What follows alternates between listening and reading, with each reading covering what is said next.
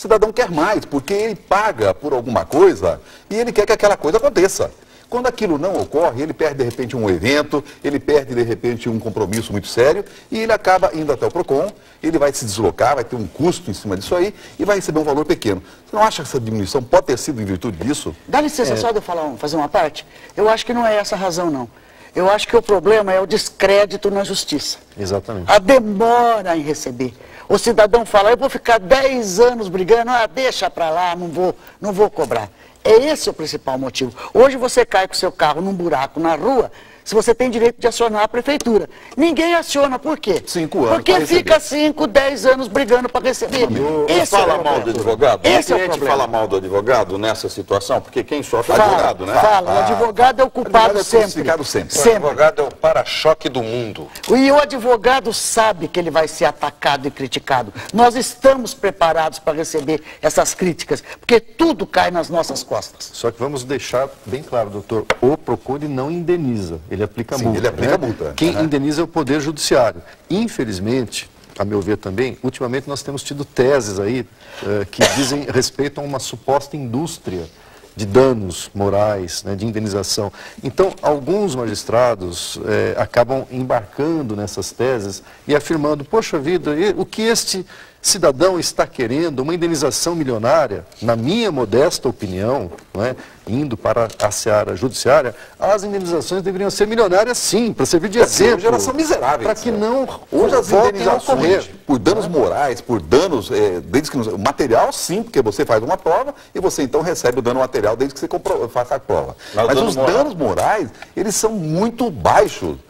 Ele realmente é muito aquém, deixa o cidadão sem vontade de procurar esse direito. Mas não além tem da demora. Não tem a ver com esta coisa. Olha, nós estamos aqui num programa que foi feito para o telespectador, numa linguagem mais acessível. Nós estamos todos engravatados aqui e o cidadão está lá do outro lado e, enfim, está muitas vezes acuado até pela vestimenta, né? Eu não vou, esse é o juiz, esse é o promotor, então ele vai lá sempre numa submissão. O senhor concorda com isso ou não? A justiça está longe da população? Essa aproximação da justiça e do cidadão, embora tentada, até mesmo por meio dos juizados especiais, ela acabou de fato não acontecendo. E não tendo que seja falta de vocação ou de vontade dos magistrados ou do Ministério Público, a falta de estrutura no Brasil e de investimentos no Poder Judiciário e em toda a estrutura da justiça é vergonhosa. Por isso que a morosidade acaba sendo um fator de incentivo à delinquência, às fraudes, à inoperância do Estado, que são os maiores clientes do Poder Judiciário, é o Estado, é o município, porque não há estrutura. Mas eu quero fazer aqui uma ressalva no tocante às indenizações. O Pacto de Varsóvia, que fixa valores de indenização, que é um pacto internacional que o Brasil aderiu, ele fixa valores de indenização, mas que não são de ordem absoluta. Eu quero explicar ao nosso telespectador que esses valores, eles só têm aplicação na falta de comprovação do efetivo prejuízo.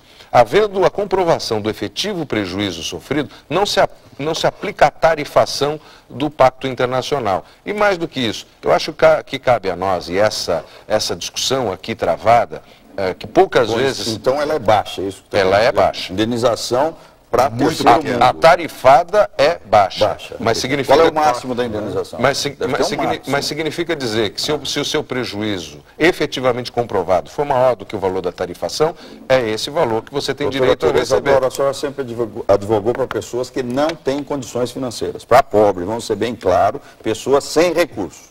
Eu sei não disso. Só, porque não eu só, disso. mas a senhora, é claro. Mas a senhora tem uma larga experiência com a carência na região de Campinas, na advocacia, nesses anos todos. A carência tem acesso à justiça? Porque nós sabemos que a senhora é uma batalhadora. Como é que é essa relação? O povão lá, como é que fica? Não tem acesso. Não tem acesso, tem medo, não se sente à vontade, não acredita que vai receber. sabe que vai ficar para os herdeiros, sabe que não é a quantia justa, não tem acesso. Infelizmente, a justiça é inacessível ao pobre. Bom, o nosso tema é o caos aéreo. Caos aéreo. Estamos falando de indenização, estamos falando de uma série de problemas. Para fechar esse bloco, mais uma pergunta à doutora Tereza Doro. Esse tipo de evento, né? Ou outros eventos, a senhora cansou? Nós temos aí 1 minuto. Cansei, não? A OAB, pioneira como sempre, lança o movimento Cansei, um movimento cívico, apartidário, apolítico, não é contra ninguém, é de conscientização do cidadão a respeito de tudo isso.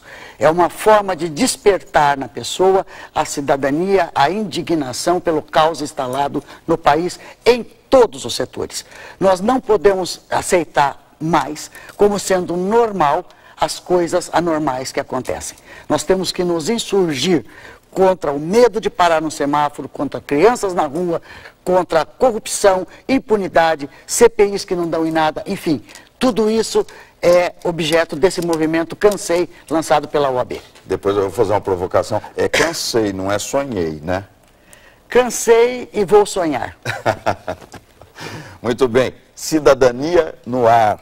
Aqui seu direito é nosso tema. Participe. Você tem o e-mail cidadanianoar@tvseculo21.org.br e tem o telefone 0 operadora 19, eu me perdi aqui, mas já vou me achar, 3871-9620. Eu faço um break aqui e a gente volta já já com Cidadania no Ar para você, porque aqui o seu direito é nosso tema.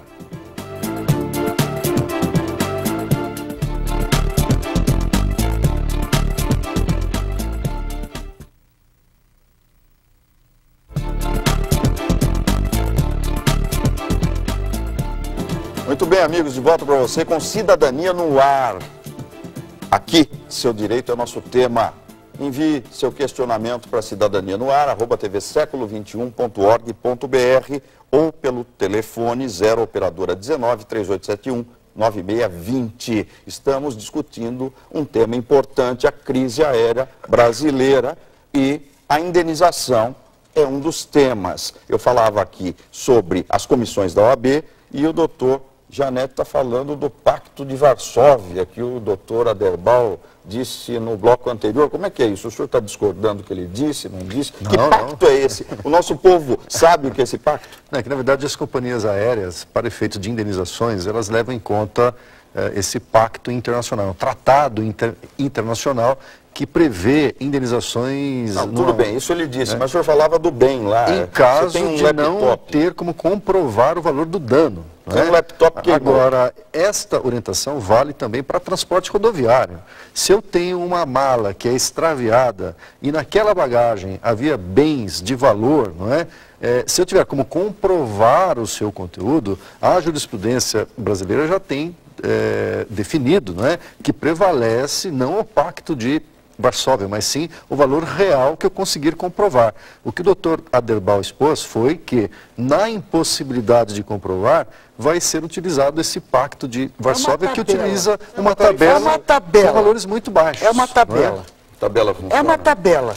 Não, se eu não tenho como comprovar o que tinha dentro da bagagem, o juiz vai a seguir a tabela. Agora, se eu comprovar que eu tenho joias, laptop, coisas de valor, então, se eu comprovar, eu recebo por aquilo que eu perdi. Mas acontece que a tabela brasileira é uma tabela sempre com valores irrisórios, né? Não, mas você vai numa indenização americana, a coisa é alta. Não, mas esse é um pacto internacional que o Brasil é signatário. Isso vale para todos os países. É um pacto internacional. É um tratado, é um acordo. Os valores não são assim tão irrisórios, eles são fixados em moeda americana, em dólar, mas muitas vezes esse valor se torna irrisório em razão do efetivo prejuízo sofrido pelo passageiro. E vamos lembrar que nós estamos falando aqui de dano moral. Material. É dano material. Porque dano moral tem outro Dano moral é outra coisa. E o plano do dano moral no Brasil é vergonhoso.